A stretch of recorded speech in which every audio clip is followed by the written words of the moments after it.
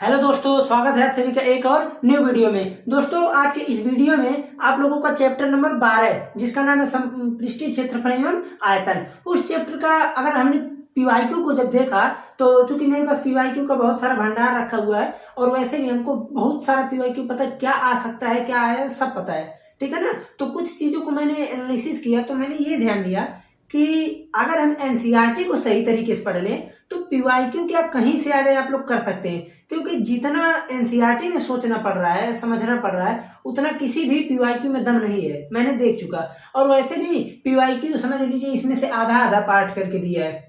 जैसे अगर जो क्वेश्चन एनसीईआरटी में दिया है उसमें से कुछ कुछ काट काट के उठा दिया पीवाईक्यू में, ठीक है ना। तो इसलिए हमने सोचा पहले एनसीईआरटी को कुछ एनसीईआरटी के प्रश्नों को करा देते हैं, उसके बाद पीवाईक्यू आप लोग देखेंगे खुद कहेंगे बहुत ही आसान है, ठीक है।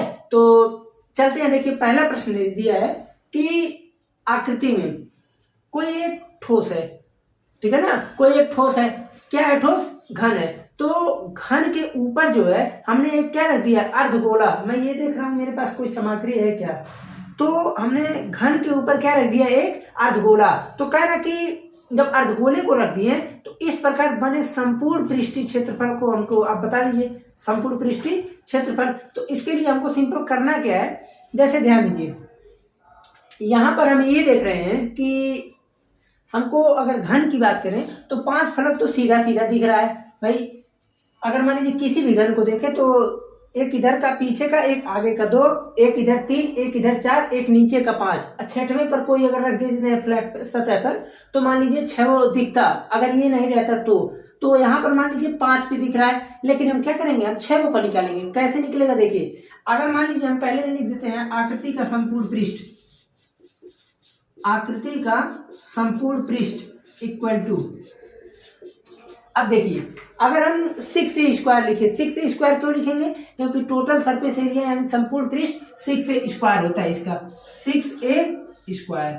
अब ध्यान दीजिए हमने ये देखा कि इससे जो है हमारा पूरा निकल गया सब कुछ। अब हम क्या करेंगे? जब हम अर्धगोले को रखेंगे, अर्धगोले को, तो ये बताइए πr² यानी अर्धगोले का जो नीचे का एरिया होगा वो ढक जाएगा। अर्धगोले के नीचे और घन के ऊपर यानी जहां पर दोनों चिपकेंगे तो वो एरिया ढक जाएगा, हमको नहीं दिखेगा। तो यानी -πr², -πr², ठीक है ना। ये ध्यान दीजिएगा। जैसे हमने किया क्या, सिंपल घन के ऊपर जब रखें तो घन का तो मान लीजिए 6a² है, पूरा होता है। 6a² में से अगर हम अर्धगोला जो रखे हैं उसके नीचे का एरिया πr² घटा दें, ठीक, ये तो हो गया उसका मैटर। लेकिन अभी कहाँ, अभी हमको ऊपर का भी तो दिखने लगा ना। जो अर्धगोला रखे हैं उसका भी हमको दिख गया, और अर्धगोले का वो पृष्ठ होता है 2πr², तो 2πr², यहाँ से पूरा हो गया देखिए 6a² प्लस πr², ठीक है ना। ये देखिए इसका आ गया फार्मूला। अब सब कुछ तो दिया ही है। अब a का मान कितना है? 6, a का मान है 5 प्लस 22/7, r कितना है? r देखिए ये व्यास d दिया है, d इक्वल टू 4.2 सेंटीमीटर, तो r इक्वल टू हो जाएगा 2.1 सेंटीमीटर, यानी इसे लिख सकते हैं हम 21/10, 21/10। तो यहाँ पर रख देते हैं 21/10 इंटू 21/10, ठीक है। अब इसके बाद का मैटर तो बहुत ही आसान है। यहाँ 5 का स्क्वायर होता है 25, अब 25 छक्का होता है 150 प्लस 7 से इसको काटे 3 बार में, तो 22 गुना 3, 3 दूनी 6 बाई 100, ठीक है ना। इसको जानबूझ के 10 वाले को नहीं काटे, विभाग दे देंगे, सीधा पॉइंट हट जाएगा। अब देखिए यहाँ से हो जाएगा 150 प्लस 22 का 3 में देखिए 22 3 होता है 66, 6 22 छक्का 132, 6 138, ठीक है। अब 100 से जब डिवाइड करेंगे तो आ जाएगा 13.86, और 150 में जोड़ेंगे तो हो जाएगा देखिए 3 6 1 163.86 सेंटीमीटर स्क्वायर। हमको केवल मेन मैटर समझाना ये था, यहाँ का मैटर जो है ये मेन चीज समझना था, ठीक है ना। कैसे हुआ है, क्या हुआ है। अब कुछ लोग ये कहेंगे कि जब 6a² पूरा होता है उसमें से एक प्रकार से हम देखें तो कुछ घटा है, तो कैसे इसमें प्लस हो गया, तो प्लस इसीलिए। अभी अगर डायरेक्ट ये लिख देते तो कंफ्यूजन होता है, ठीक है ना। तो सिंपल क्या किया हमने, कोई भी आकृति देगा उसको ध्यान से ये देखना है हमको कि क्या चीज हमको दिख रहा है, ठीक है ना। और वैसे भी 3D फिगर में पूरा चीज तुमको दिखेगा नहीं, कुछ चीजों को इमेजिन भी करना पड़ सकता है किसी किसी क्वेश्चन में, ठीक है ना। तो आप लोग इसका स्क्रीनशॉट ले लीजिए, तब हम आगे चले। अब हम चलते हैं दूसरे प्रश्न पे। देखिए जितने भी ये जो प्रश्न है, इस प्रश्न का मैंने मॉडल एक प्रकार से लेकर कल ही बता दिया था कि किस प्रकार से अगर दो घनों को मिलाते हैं तो क्या बनता है, क्या बढ़ता है, क्या होता है, सब कुछ बता दिया था। खैर यहाँ पर प्रश्न आया तो बताना तो पड़ेगा ही। देखिए कह रहा है कि दो घन जिनमें से प्रत्येक का आयतन 64 सेंटीमीटर क्यूब है, जब दोनों को मिला दिया जा रहा है तो इस प्रकार बने घन का संपूर्ण पृष्ठीय क्षेत्रफल ज्ञात कीजिए। तो देखिए सिंपली आपको ध्यान ये देना है कि अगर हम दो घन को ऐड करें, चूंकि देखिए अब 3D को मैं तो दोनों को ऐड नहीं कर पाऊंगा, ठीक है ना, तो इसलिए मैं केवल बेस को लेकर ऐड कर रहा हूँ। जैसे मान लीजिए एक घन ये है, घन का बेस, बेस यानी आधार, दूसरा आधार ये है बेस, ठीक। तो मैं ये देख रहा हूँ कि बी तो इसमें सेम है भाई, LBH होता है ना घन में।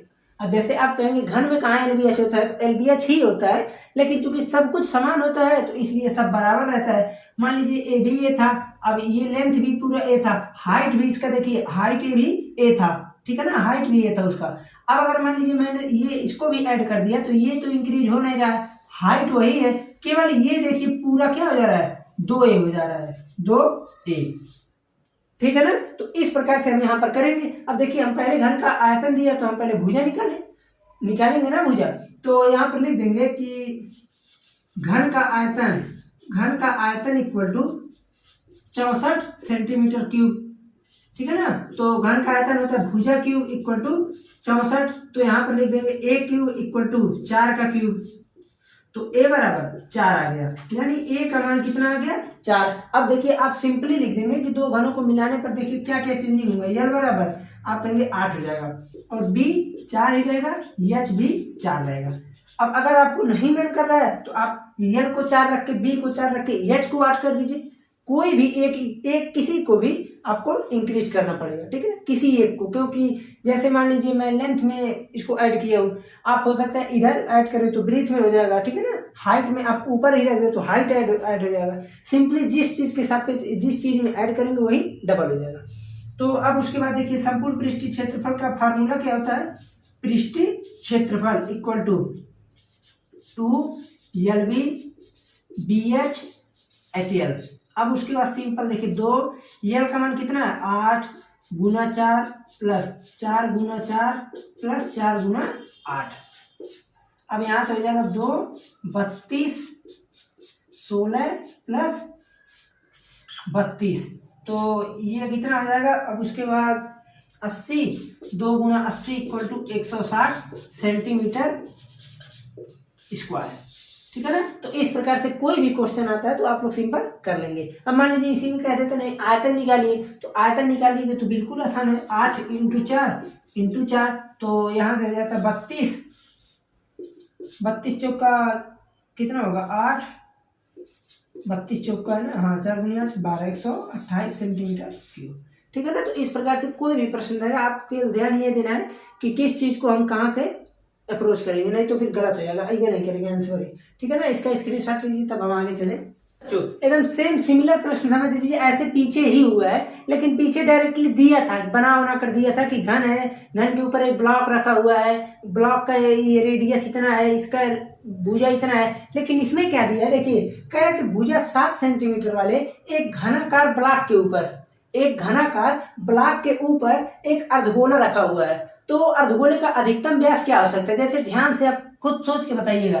जैसे मान लीजिए एक कोई सा भी घन है, अब हम घन में सिंपल सिर्फ एक साइड को ले रहे हैं, सिर्फ एक फलक को ले रहे हैं, ओके, सिर्फ एक फलक को ले रहे हैं। अब ये बताइए इस पे हम अधिकतम क्या कर सकते हैं। देखिए 2-3 हम बनाएंगे, अभी आप खुद समझ जाएंगे। जैसे मान लीजिए ये जितने भी ले रहा हूं मैं, पहला दूसरा तीसरा, एक ठो बना देते हैं, 4 घन बनाया मैंने, ठीक है ना। अभी आप खुद समझिए, देखिए कह रहा है कि घनाकार ब्लॉक के ऊपर एक अर्धगोला रखा हुआ है, तो मान लीजिए ये ऊपर का है, मैंने एक अर्धगोला ऐसे रख दिया, ठीक है, इसमें मैंने एक थोड़ा और बड़ा बना दिया, इसमें मैंने थोड़ा सा और बना दिया, ऐसे बना दिया, फिर मैंने एक क्या किया, पूरे ऐसे ले करके ऐसे ऐसे ऐसे बना दिया, ओके। तो अब ये बताइए सब कुछ तो अर्धगोला ही रखा हुआ है, लेकिन क्वेश्चन में क्या कह रहा है कि अर्धगोले की अधिकतम व्यास क्या हो सकती है।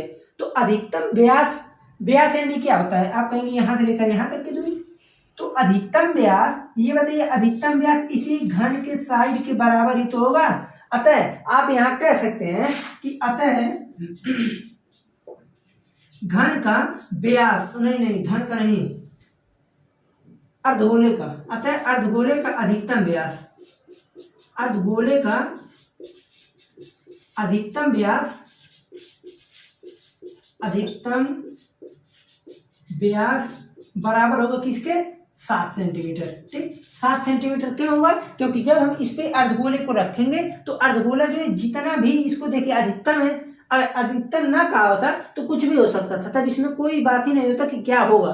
ठीक है, तो अब ये बताइए, अब हमको निकालना है संपूर्ण पृष्ठ क्षेत्रफल। तो संपूर्ण पृष्ठ क्षेत्रफल कैसे निकलेगा, अभी जस्ट पीछे बताए हैं। सिंपल हम क्या करेंगे, लिखेंगे संपूर्ण पृष्ठ क्षेत्रफल, संपूर्ण पृष्ठीय क्षेत्रफल इक्वल टू क्या आ जाएगा, आप कहेंगे 6a², सेम प्रोसेस भाई, 6a² पूरे को मैंने ले लिया, माइनस जितना है अर्धगोला उसको ढक ले रहा है πr² प्लस ऊपर का अर्धगोले का दिखेगा ना 2πr², 2πr²। अब आप लोगों के माइंड में एक चीज आ सकता है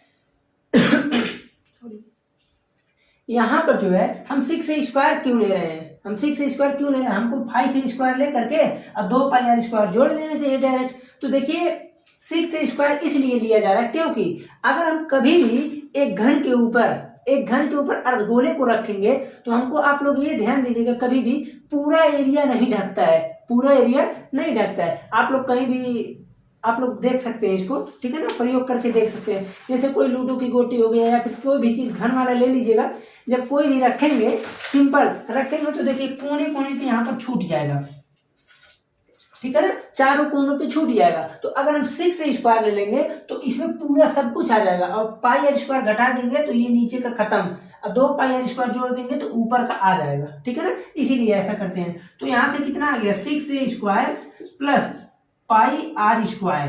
अब 6a² तो 6 इक्वल टू नहीं प्लस आएगा, 22/7 गुना 7 r² है ना। अभी कॉमन ले लेते हैं, लेकिन कॉमन ले भी सकते हैं, ठीक है ना। कॉमन क्यों ले सकते हैं, क्योंकि देखिए a² r² दोनों सेम है यहाँ पर, ठीक है, क्यों, लेकिन नहीं, ये व्यास है ना, देखिए गड़बड़ हो जा रहा था, ये व्यास है, हमको r के लिए 7/2 करना पड़ेगा, तो यहाँ 7/2, ठीक, अब हो गया।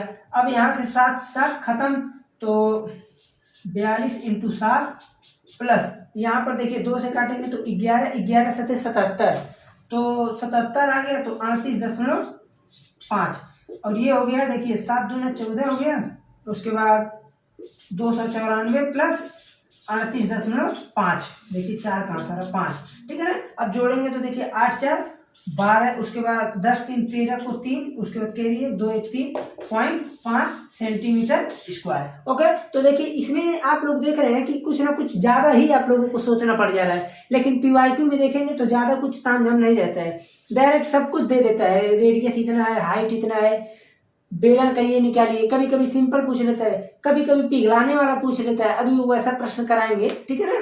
तो इसका आप लोग स्क्रीनशॉट लीजिए, तब हम आगे चले बच्चों। अब हम चलते हैं अगले प्रश्न पे। ये कैप्सूल वाला प्रश्न है, ये अधिकतम मैं हर जगह बहुत जगह देखा इसको, प्रश्न को। सिंपल देखिए, ये प्रश्न बोल रहा है कि एक कैप्सूल है, ठीक है ना। अब कैप्सूल में आप लोग कैप्सूल दवा कभी खाए होंगे बीमारी में, तो देखे होंगे कभी कभार, ठीक है ना। तो सिंपल इसमें कुछ चीज़ों को जिक्र कर दिया है कि एक बेलन है जिसके दोनों सिरों पर अर्धगोला लगा दिया गया है। तो इस प्रकार जो भी हमको आकृति मिल रहा है, हमको क्या निकालना है, उसका संपूर्ण पृष्ठ। वह पृष्ठ नहीं पूछेगा कभी, संपूर्ण पृष्ठ पूछेगा, और अगर वह पृष्ठ पूछ लेता है तो भी बात वही है, ठीक है ना, हमको वही दिखेगा, लेकिन संपूर्ण पृष्ठ पूछता है। देखिए अब इसको हम थोड़ा सा करते हैं, इसको ब्रेक करते हैं। देखिए इधर से काट दिए, इधर से काट दिए। अब देखिए ये कुछ इस प्रकार से ऐसे बन गया, यहाँ बन गया बेलन, ये बन गया D, ये बन गया B, D उल्टा D, ठीक, इतना बन गया, हमको निकालना है। अब देखिए लिखेंगे क्या, पहले मैं लिख देता हूं संपूर्ण पृष्ठीय क्षेत्रफल, संपूर्ण पृष्ठीय क्षेत्रफल इक्वल टू, हम क्या लिखेंगे। अब देखिए ध्यान से सोच समझ के लिखिएगा तभी लिखाएगा। ये बताइए हमको बेलन का क्या चीज दिख सकता है। अब ये मत कहिएगा आप काट दिए तो दिख रहा है, हमको इसमें जो है बेलन का केवल और केवल वह पृष्ठ दिखेगा, दोनों साइड का तो ढक गया है, हमको दिखेगा नहीं, तो आप डायरेक्ट लिखेंगे बेलन का वक्र पृष्ठ, बेलन का वक्र पृष्ठ प्लस, अब देखिए यहाँ पर, ये बताइए यहाँ पर क्या दिखेगा आप कहेंगे, अभी ये सब छोड़िए कि कितना है साइड कितना, अभी कुछ नहीं, हम बस ये निकालना है अभी क्या इसका फार्मूला बनेगा। अब देखिए इसमें हम देख रहे हैं कि ऐसा है, अर्धगोले का वक्र पृष्ठ 2 पाई आर स्क्वायर होता है, तो 2 पाई आर स्क्वायर इधर से दिख रहा है, 2 पाई आर स्क्वायर इधर से दिख रहा है, और वैसे भी दोनों को मिला दे तो वृत्त बन रहा है, और वृत्त का बनता है 4 पाई आर स्क्वायर। तो आप डायरेक्टली ये सब मत लिखिए, लिख दीजिए सीधे 2 गुना अर्धगोले का वक्र पृष्ठ, अर्धगोले का वक्र पृष्ठ, अर्धगोले का वक्र पृष्ठ, ठीक है ना। अब देखिए इतना हो गया, अब हमको सिंपल फार्मूला भी बना दें। देखिए बेलन का वक्र पृष्ठ 2 पाई आर एच प्लस 4 नहीं लिखना भी उचित है, 2 गुना 2 पाई आर स्क्वायर, ठीक है, 2 pi r h plus 4 pi r square. अब हम अपने काम पर लग जाते हैं, मेन काम पे। अब हम लिखेंगे क्या, देखिए बेलन की हाइट, हमको बेलन की हाइट पता रहना चाहिए पहली बात, ठीक है, और उसके बाद रेडियस पता रहना चाहिए किसका, बेलन का। अब देखिए एक चीज और, जो बेलन का रेडियस होगा वही रेडियस किसका होगा, आप कहेंगे अर्धगोले का, तो यानी हम कह सकते हैं आर हमको एक ही निकाल लेंगे, दोनों काम चल जाएगा। अब देखिए अब क्या करेंगे, ये बताइए 5 mm, सब कुछ यहाँ mm में बात हो रही है, अगर 5 mm इसका पूरा डायमीटर है, डायमीटर यानी व्यास है, तो इसका रेडियस कितना होगा, आप कहेंगे 5/2 mm, यही ना होगा भाई, 5/2 mm होगा। अब हमको बेलन की हाइट चाहिए, तो कुछ बच्चा लोग क्या करते हैं, बेलन की हाइट में डायरेक्ट 14 लिख देते हैं, तो गलत हो जाएगा। क्यों, हमको बेलन की हाइट चाहिए ना, फार्मूले में बेलन का लिखे हैं आप, ना कि पूरे आकृति का। तो देखिए ये दूरी कितना होगा, अब जैसे कहाँ बनाए, यहाँ पर, अगर कोई एक अर्धगोला है तो यहाँ से लेकर यहाँ तक की दूरी रेडियस, ये दूरी रेडियस, ये दूरी रेडियस रेडियस रेडियस रेडियस, यानी ये दूरी अगर रेडियस है तो ये भी रेडियस, ये भी रेडियस, यानी ये रेडियस और यहाँ से ये रेडियस हो गया ना। यानी हम ये कह सकते हैं कि भाई 5/2 इधर से अब 5/2 इधर से, ठीक है ना। यानी हम ये कह सकते हैं सिंपल कि 5/2 है, 5/2, तो सिंपली हम ये लिख सकते हैं, h बराबर देखिए 14 mm, माइनस जब करेंगे तो सिंपल माइनस हो जाएगा सीधे 5। क्यों भाई, 2.5 इधर से हुआ, 2.5 इधर से हुआ, तो 5 हो गया, यानी 2.5 इधर से 2.5 इधर से घटाएंगे, तो 5 को घटाएंगे, mm लिख देना, तो घट में नहीं गिरेगा, तो आ जाएगा 9 mm, ठीक है ना। हाइट कैसे निकला, सिंपल कोई सा भी आकृति दे दे तो आपको ध्यान ये देना कि इधर क्या है इधर क्या है, तो उसको हमको घटाना पड़ेगा क्योंकि हमको बेलन का हाइट चाहिए, ठीक। अब हम आ जाते हैं अपने काम पे। देखिए ऐसा करते हैं, पाई का मान नहीं रखते हैं, क्यों, क्योंकि कहीं कट रहा है, नहीं कट रहा है तो जाने दीजिए। 2 इंटू पाई इंटू आर का मान कितना है, आप कहेंगे 5/2 इंटू एच का मान 9 प्लस 4 गुना पाई गुना आर स्क्वायर यानी 5/2 इंटू 5/2, ठीक। अब क्या हो जाएगा, देखिए 2 से 2 खत्म हो गया, 9×5 45 पाई प्लस, अब 2 से 2 खत्म, 4 खत्म, 25 पाई। अब यहाँ से हो जाएगा, देखिए 5×5 10, 4×2 6 1 7 70 पाई। अब आप रख लीजिए पाई की वैल्यू, 70 गुणा 22/7, 7 से काटे 10, 220 mm स्क्वायर। अब ये मत कहिएगा जल्दीबाजी में सेंटीमीटर स्क्वायर लिख दे, ठीक है ना, गलत हो जाएगा। ठीक, तो इस प्रकार से देखिए हम कोई भी प्रश्न अगर आ जाए, संपूर्ण पृष्ठ निकालना रहे या फिर कुछ भी पूछेगा संपूर्ण पृष्ठ से रिलेटेड, तो इस प्रकार से हम कर लेंगे, ठीक है ना। तो अब हमें लगता है कि इसमें ज्यादा प्रश्न नहीं कराएंगे संपूर्ण पृष्ठ का। वैसे अब हम चलते हैं आगे, आयतन वेतन का भी कुछ प्रश्नों को करा दें। चलिए ठीक है, स्क्रीनशॉट लीजिए तब आगे चले। अब हम चलते हैं अगले प्रश्न पे, प्रश्न नंबर 6। ये प्रश्न मैं लिखा हूँ 11 बजे, वही जो वीडियो बना रहा था, लाइट चली गई, उसके बाद अब बज रहे हैं 3:15, तब तक मैं वेट किया, ठीक है ना। तो चूंकि खैर होते रहते हैं, छोटी छोटी समस्याओं को देखेंगे तो कुछ नहीं हो पाएगा। समस्या अगर जिंदगी में कुछ भी करना है या उभरना है कुछ भी चीज, तो समस्याओं को थोड़ा ठीक है ना।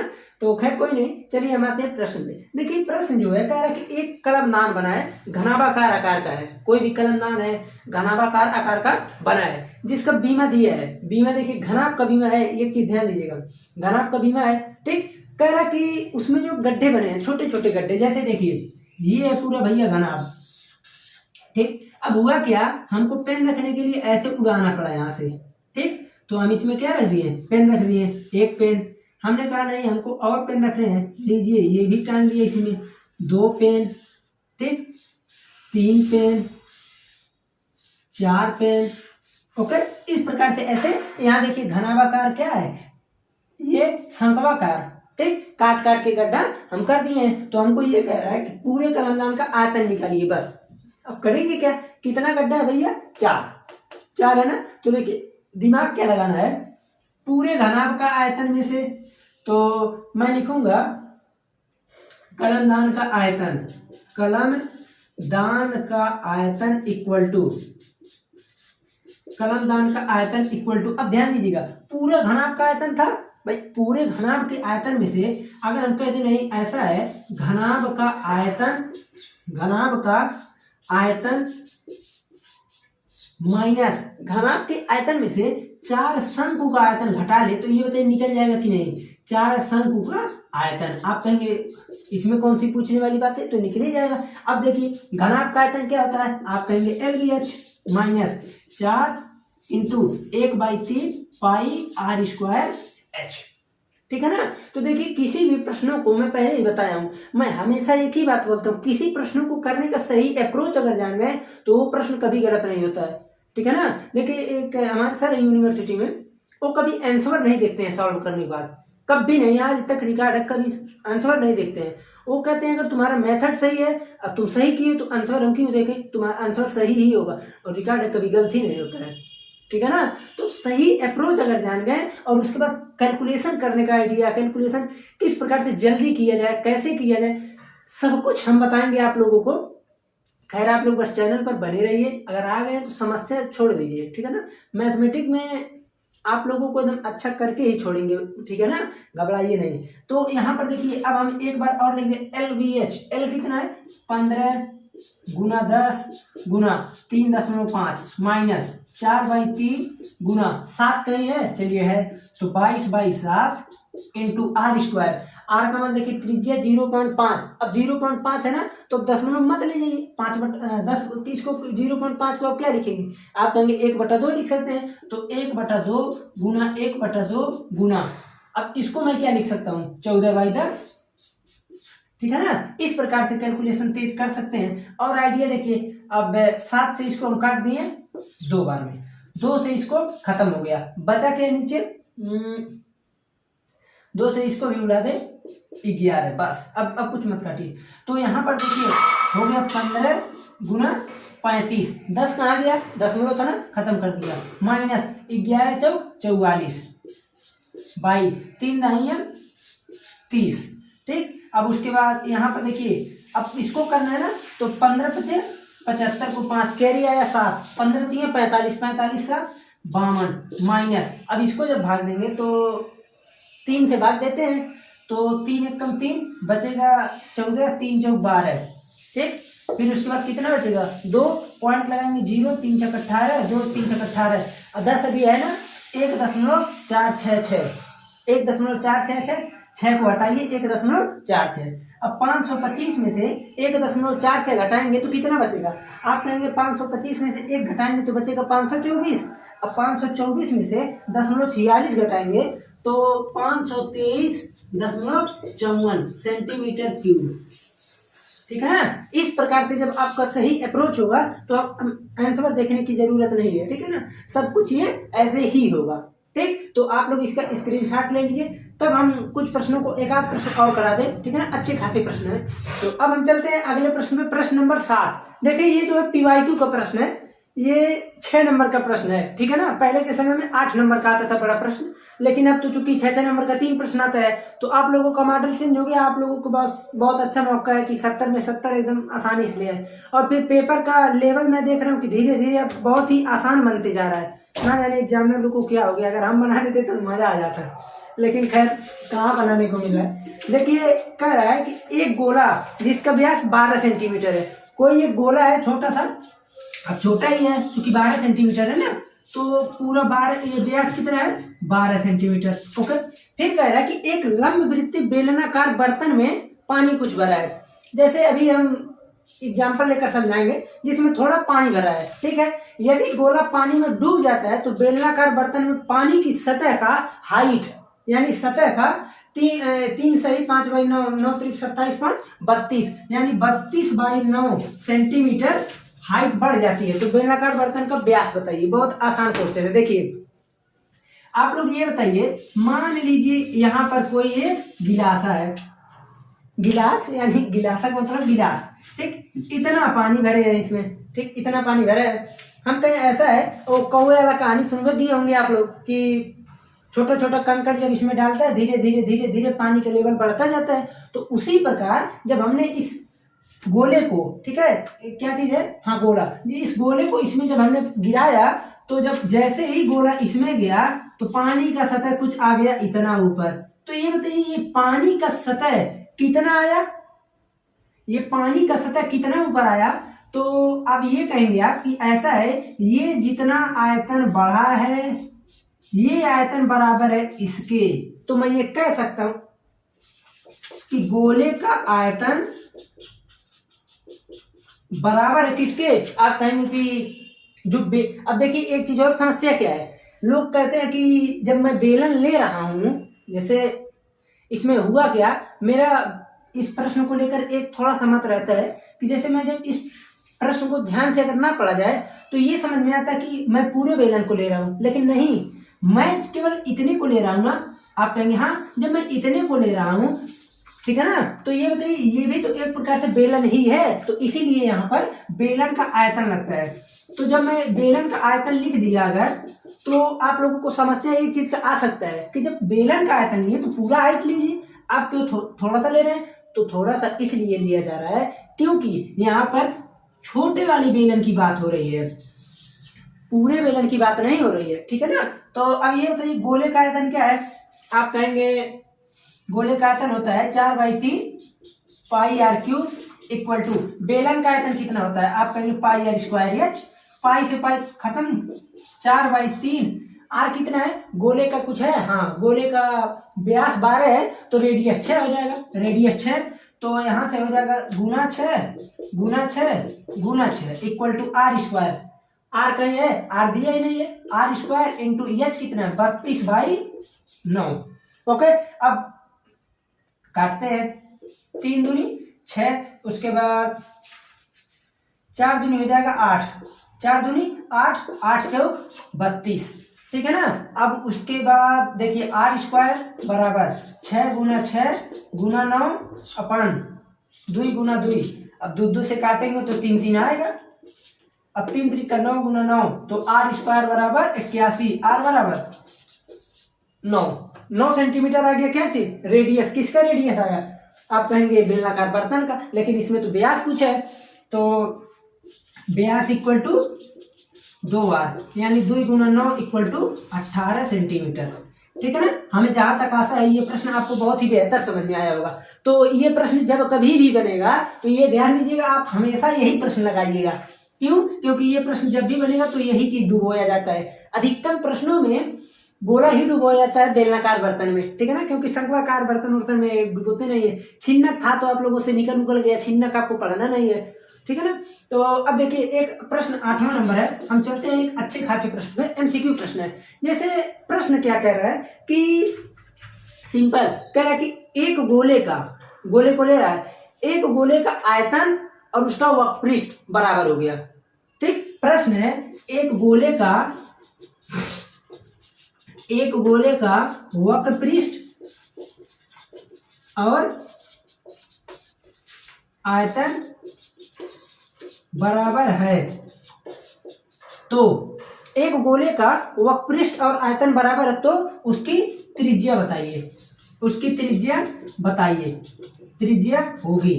एमसीक्यू है ना, तो चलिए दे देते हैं 1 2 3 4, भाई 1 2 3 4 आंसर है इसका, ठीक। क्या होगा अब ये बताइए, मैं आपसे अगर डायरेक्ट कहूँ आप रट लीजिए 3 आएगा, कुछ बच्चे तो राजी हो जाएंगे, हाँ रट लेंगे ठीक है 3 आएगा, लेकिन क्यों आएगा इसका रीजन ये हम बता देते हैं। ये बताइए, जैसे मैंने शुरू में बताया कि अगर क्वेश्चन को आप देखते हैं तो क्वेश्चन को पढ़ करके और उसी क्वेश्चन के साथ साथ अगर आप अप्रोच करते हैं तो पक्का सही होगा। कैसे, देखिए, एक गोले का वक्र पृष्ठ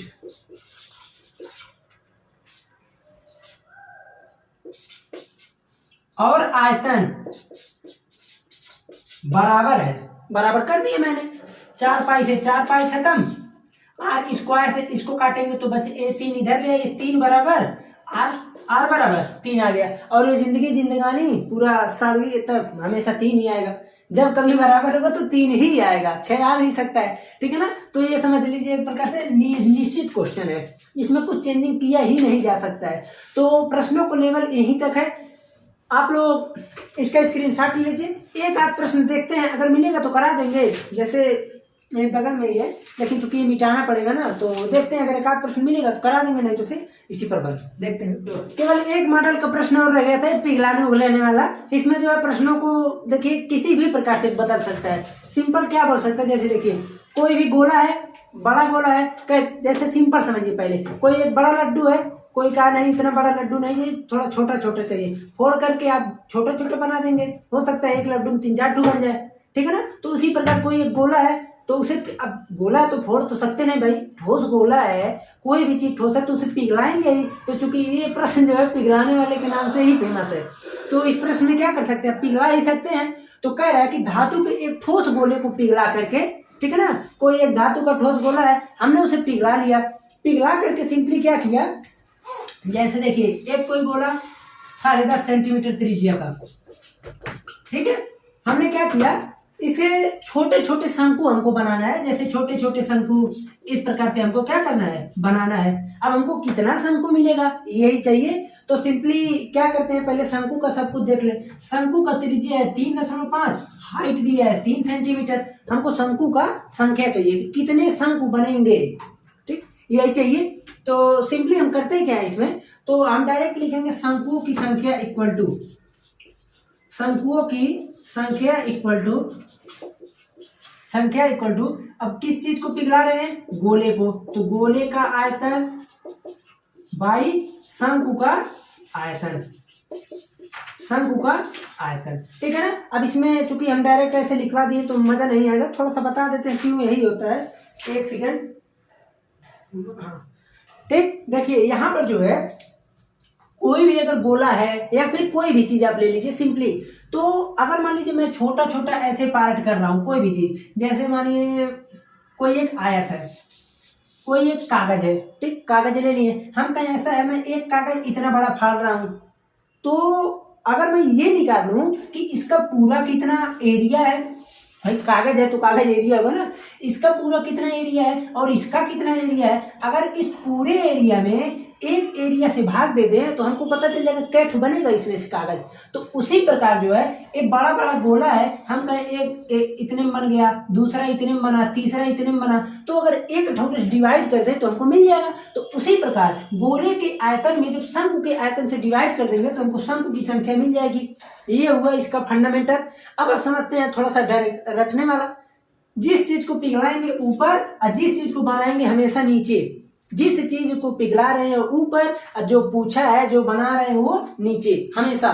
तो अब देखिए गोले का आयतन 4/3 पाई आर क्यूब अपान शंकु का आयतन 1/3 पाई आर स्क्वायर एच। अब 3 से 3 खत्म, पाई से पाई खत्म, तो यहाँ पर आगे देखिए 4 R cube upon R square H equal to 4 गुना आर कितना है, किस चीज का आर, गोले का आर, तो 10.5। अब 10.5 को आप क्या लिख सकते हैं, 21/2 लिखने को आप वही लिख सकते हैं, लेकिन ऐसे कर दिया जाता है तो थोड़ा कैलकुलेशन आसान हो जाता है। अब इसका आर कितना है 3.5 यानी 7/2, तो 7/2 गुना 7/2 गुना 3 ही है ना, हाँ 3 है। तो अब क्या, अब देखिए ये 2 से इसको काटे 2 बार में कटा, ये 4 से ये 4 पूरा खत्म हो गया, तो यहाँ बचा कितना, देखिए 2 गुना 21 गुना 21 गुना 21 गुना 21, 4 टू कैसे हो गया, 3 ठुना है, गलत हो जाएगा, 21 अपान 7 गुना 21, 21 से 21 खत्म, 7 से इसको काटे 3, 3 दूनी 6, 21 छक्का 126। लीजिए बहुत ज्यादा आयतन था इसलिए 126 शंकु बन जाएंगे, ठीक है ना। तो अब देखिए आप लोगों का चैप्टर नंबर 12 हो गया फिनिश, 2 चैप्टर और बचा है, सोच रहे हैं जल्दी जल्दी खत्म कर दें तो उसके बाद कुछ और बनाए वीडियो। तो जो है आप लोगों का ये 12 नंबर होता है खत्म, ठीक है। इस चीज को आप लोग ये मॉडल का क्वेश्चन आएगा तो कर जरूर लेंगे, ठीक है ना। हम लोगों के समय बेलन उलन आया था, ठीक है ना, बेलन का आया था, आसान ही प्रश्न था, ज्यादा कठिन नहीं था, ठीक। आप लोग इसका भी स्क्रीनशॉट ले चलते हैं, मिलते हैं फिर अगले लेक्चर में। अब डायरेक्टली 2 चैप्टर बचा है, सांख्यिकी और प्रायिकता। तो प्रायिकता तो बहुत ही आसान है, ठीक है ना, उसे सरल भाषा में बोला जाए तो लुल्लू पुल्लू एकदम बहुत ही आसान, ठीक। कल मिलते हैं आप लोगों का सांख्यिकी चैप्टर के साथ।